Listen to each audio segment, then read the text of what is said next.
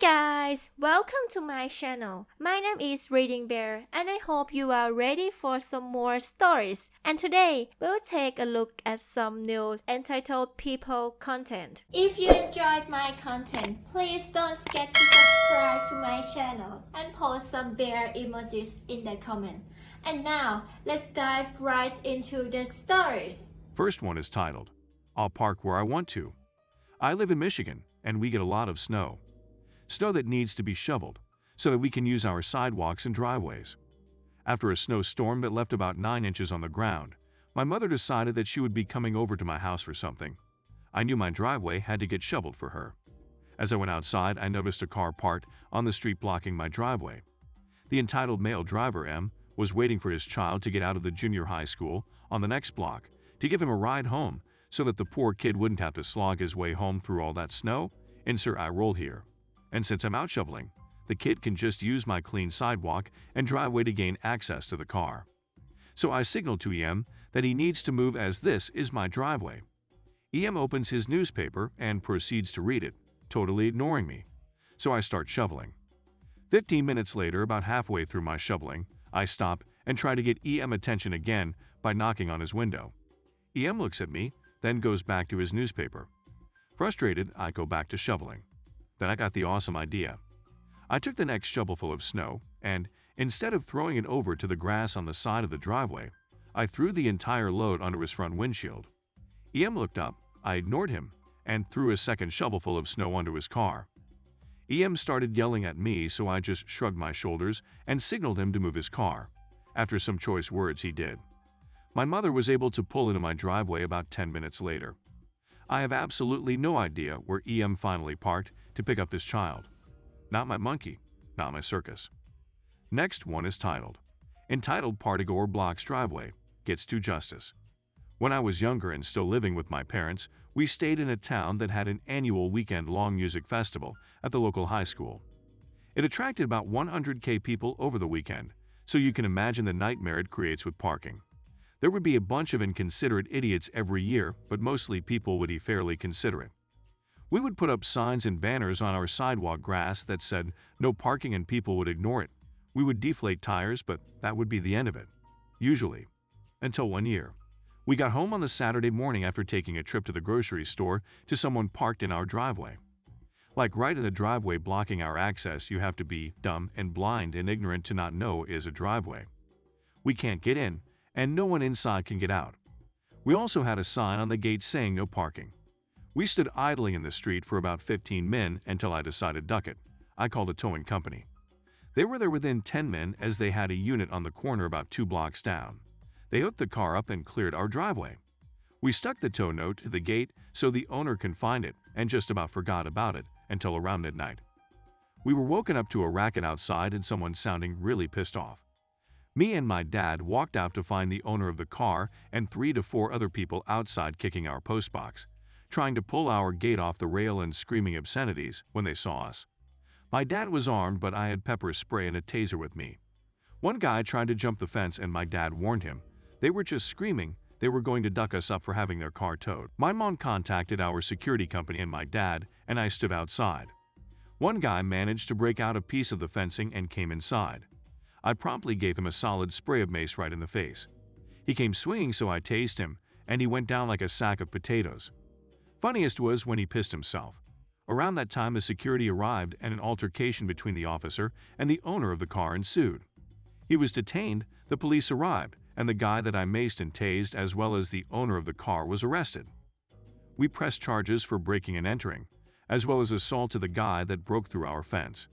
He ended up getting a substantial fine and suspended sentence, caused the police added public intoxication and resisting arrest to his charges. He was hurling racist remarks to the police the whole time they were there, so some of it was probably unnecessary. The owner of the car got 18 months jail time cause of the assault on the security officer, as he was not a first-time offender and had a couple of assault charges against him previously. And we got a good story to tell. All over an inconsiderate parking. It's shocking how a situation can be escalated. If the guy was nice about it, I would have even given him a ride to the towing company to retrieve his car. Edit for clarity. Some commenters are offended that we would deflate tire parked in front of our yard. To clear that up, The street itself is a no parking zone as it is essentially only wide enough for two cars to pass each other. The cars would usually be parked off the street onto the grass and sidewalk walkway where people would walk, blocking the way so you have to go into the street to pass the car. Those are the tires we would deflate. In my country, people take great care to maintain and actually garden those areas between their fences and the actual street, planting grass, etc. So when the cars parked there, they would drive over lawns or sometimes through flower beds. Next one is titled, "Well, just use your vacation days then." Okay, that crap just happened in the past days, but I emerged at the victor. My grandma is my only living grandparent I'm still in touch with. Both my grandpas died. One due to cancer and the other suffered a stroke. My other grandma wasn't a part of my life due to family drama. She's still living alone and is very fit in her mind, but her body gets weaker. I mean, she's nearly 80. She needs a cane to walk. She fell down and broke her leg some days ago, and she needed surgery. Well, now she needs some help at home, and she definitely don't want help from a home care service.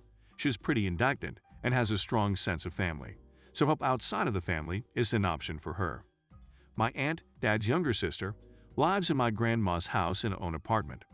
She lives there for basically no rent, like €150 per month for a 3-room apartment. No utilities, just her own internet, etc. My aunt was kinda, well, lazy. She left school at 17, failed in trade school and worked jobs like retail, in restaurants, etc. until she married my uncle and became a stay-at-home wife. They divorced just 5 years later due to my aunt burning through her husband's money. She worked in a retirement home as a elder care nurse's aide. It requires a 1-year course to certify as a nurse aide here in Germany. But she quit the job too, that's what she told. She was let go, and now works part-time in retail and spends her days with Netflix, Tinder, and smoking weed. So my family had a great idea. My aunt lives at my grandma's and could be her helper. It's not like she needs 24/7 help. She needs help getting up in the morning and getting dressed. My grandma makes her own food, etc. My dad does my grandma's shopping, so my grandma just needs help in the morning and in the evenings, and well, maybe with her body hygiene. And maybe someone who checks on her sometimes. My aunt doesn't want to do it, which makes my grandma sad, because my grandma helped my aunt through all and never gave up on her, like my dad. He's done with my aunt due to some crap she pulled. But then my aunt approached me with a really great idea. Really great. This conversation took place on IG. She doesn't have my number, but I got an open account. Well, I had. Not anymore. I'm paraphrasing and translating to English.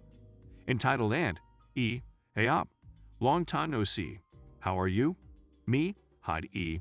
I'm fine, thanks. How about you, E? Yeah, I'm good. You heard about Grandma? Me? Yeah, Dad told me. But she's gonna be all right. E? Yeah, can I ask you something? Me? You? Sure. So, here is a fact about me. I'm a nurse, a full nurse. I had 3 years of nursing school. Yes, in Germany you only have 3 years of nursing school, and most of the time you work in the hospital. Like 60% of the time is practical work and 40% is school. I work in the emergency room of a quite big hospital and didn't work bedside or with seniors since nursing school. E, you sure know that she needs some help. Could you do it? I mean, you're a nurse. Me? Dad told me Grandma wants you to do it. I mean, she don't needs much help, and you're a certified elderly care nurse's aide. E, I don't have time to care for her. I got a job, me. Well, me too. And I don't work part-time like you. I work a full 40 hours a week job and mostly pull night shifts. I don't have time. I can stop by if she needs some really medical help like getting a shot or something, but I can't do the full home care, E, and vacation days. Me? What? E, can't you use your vacation days to help her? Me? German swear word which means something like God damn it. My vacation days are already planned. I got only 1 week left this year and I used this in December, so I got Christmas off. E, why can't you do this for your family? Me? Because my family can take care of that themselves, you know, like you. And I'm gonna tell your father that you're an ungrateful a-hole. I blocked her after that and gave my dad a little heads up. My aunt told everyone in the family who listened about me being a selfish a-hole who wouldn't put his grand before his work, and that she surely would, but she has so much to do at her part-time job. Sure, some of my cousins and uncles asked me how could I simply sent screenshots as an answer and they went silent. My younger cousins showed it to my gran, and she scolded my aunt for being such a selfish little brat. My aunt still refused to help my grandmom because she can't help old people with hygiene without getting sick. I start to understand why the retirement home let her go. When my aunt saw that everyone is against her, she told my gran she would help. But my gran simply stated, not gonna make you. Your sister, my dad's older sister and actually aunt I like, found a good home care service. My aunt is now in persona non grata in my family. She's not ignored and thrown out because my family is pretty close-knit, but she's shunned by her siblings, in-laws, and her nieces and nephews. In sitting in my chair enjoying my day off, sipping some energy and spending time with my girlfriend, while my aunt is sitting in her apartment, shunned by her own mother and probably starving. She doesn't cook.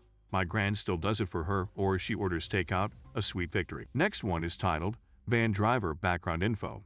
I work at a funeral home and drive the hearse on funerals. So you would think that road users would be respectful when it comes to ceremonial vehicles and not drive like utter dicks. You would be wrong. This happened today on a funeral. I'm driving the hearse to the crematorium, with limo and passengers close behind and family members' private vehicles following. The crematorium entrance is by a four-way intersection, with the main road splitting into 2 lanes each way, with the left lane for left turns and straight ahead, and the right lane for right turns only, UK road system.